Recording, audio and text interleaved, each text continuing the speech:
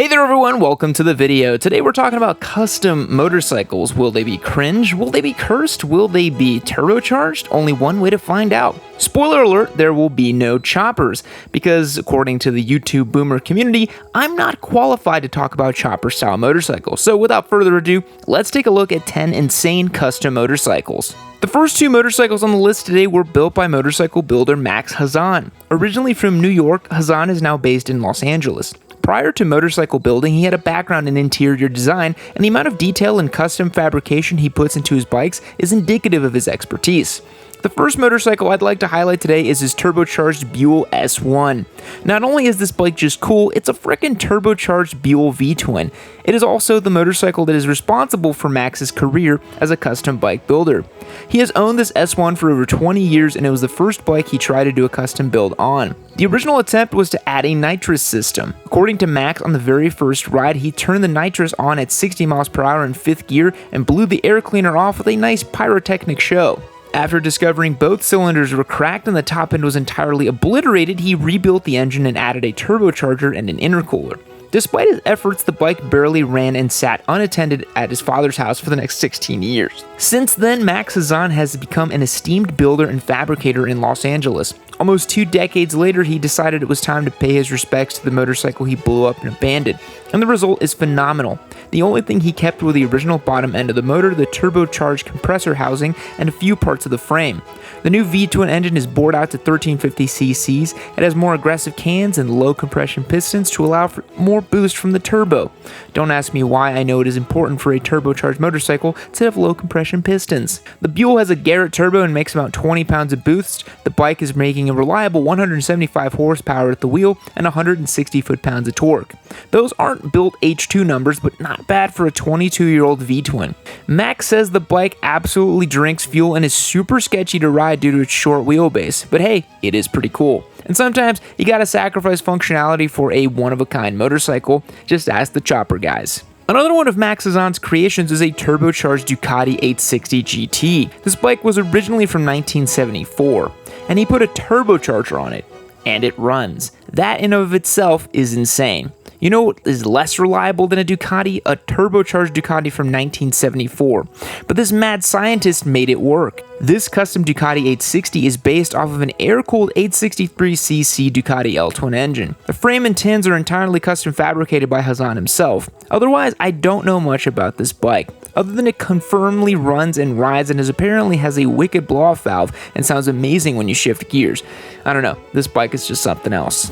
Another renowned custom motorcycle builder is Shinya Kimura of Chabot Engineering. Kimura is so esteemed in the design and fabrication world, he has been commissioned directly by manufacturers like BMW and Yamaha to make custom versions of their bikes. The bike I want to shout out today is his custom Yamaha MT-07. Kimura has been known to implement a wabi-sabi design ethos in his motorcycles, and this custom MT-07 doesn't stray from that mentality. The modern engine and steering components are offset by an old-school aesthetic that somehow simultaneously looks futuristic, like a motorcycle from a dystopian future where modern technology has collided with historic aesthetic choices.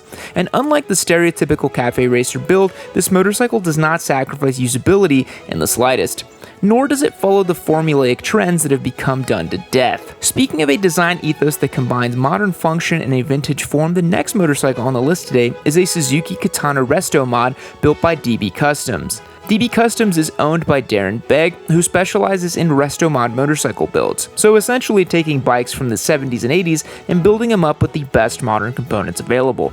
This Katana is pretty cool. Katanas in general are really kind of quirky and oddball bikes that have been polarizing since their release in 1981. This bike has a fully built 1216cc 4-cylinder engine with upgraded cams, pistons, and headwork.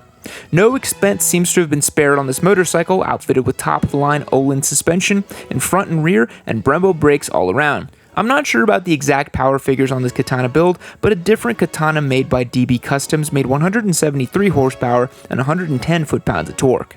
DB Customs is also the builder responsible for this 1979 CBX Resto Mod. The CBX is a really iconic motorcycle. The 6-cylinder UJM was not a smashing success in the industry, as a cumbersome 6-cylinder engine proved more of a novelty than a useful engine design, but there is something so cool about the engine's exhaust note that has made it a favorite for Honda collectors and fanboys, myself included.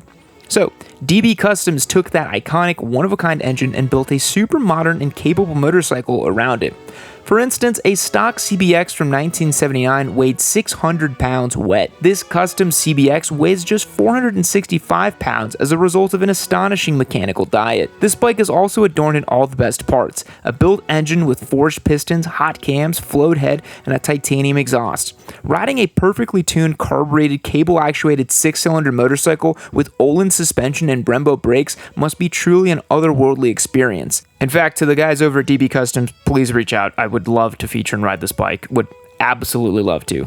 The next custom bike on the list today is a, drumroll please, Royal Enfield, because we're a Royal Enfield channel now, I guess. I gave away an INT 650, I went to India, and I'm no longer Yami Noob, I'm Enfield Noob, according to you guys. Anyway, this bike was built by Becky Goebel for the Build, Train, Race program, designed by Royal Enfield to give female motorcyclists the opportunity to build some cool bikes, train on racing, and then actually go and race them on track during 3 Moto America races. Super cool concept.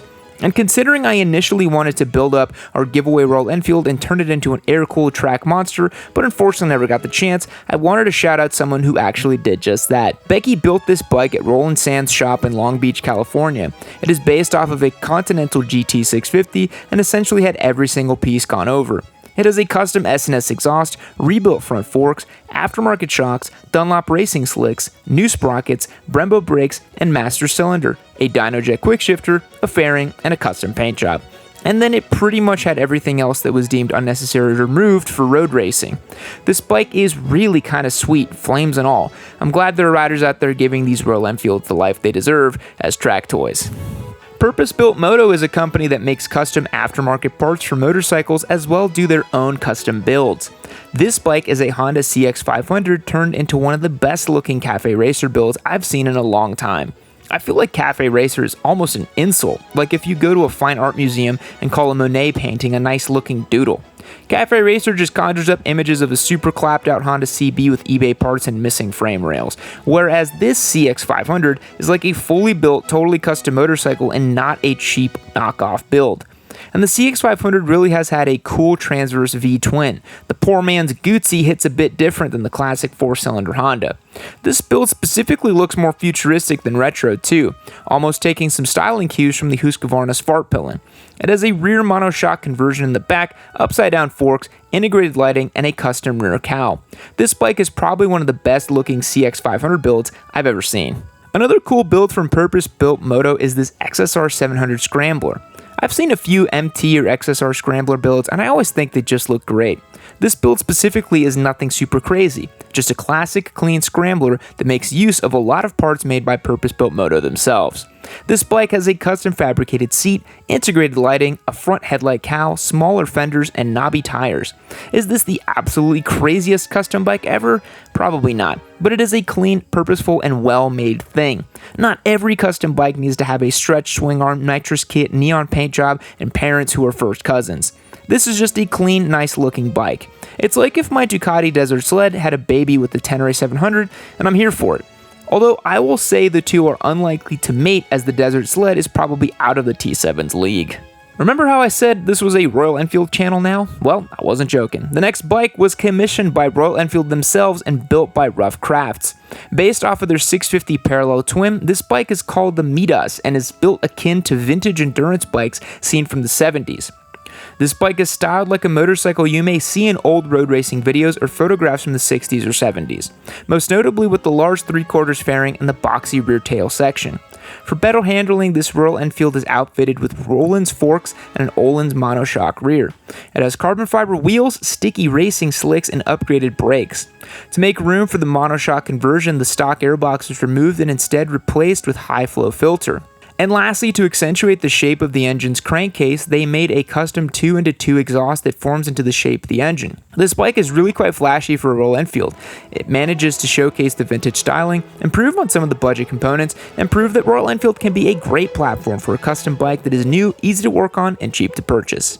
Thanks for watching. Which bike was your favorite? What is the best style of custom motorcycle in your opinion? Will someone ever manage to create the Hayabusa Scrambler? These are the questions that keep me up at night. Fact. The Alaska Resources Library and Information Service in Anchorage, Alaska rents out taxidermied animals the same way it does library books. What you do with them is your own prerogative. Goodbye.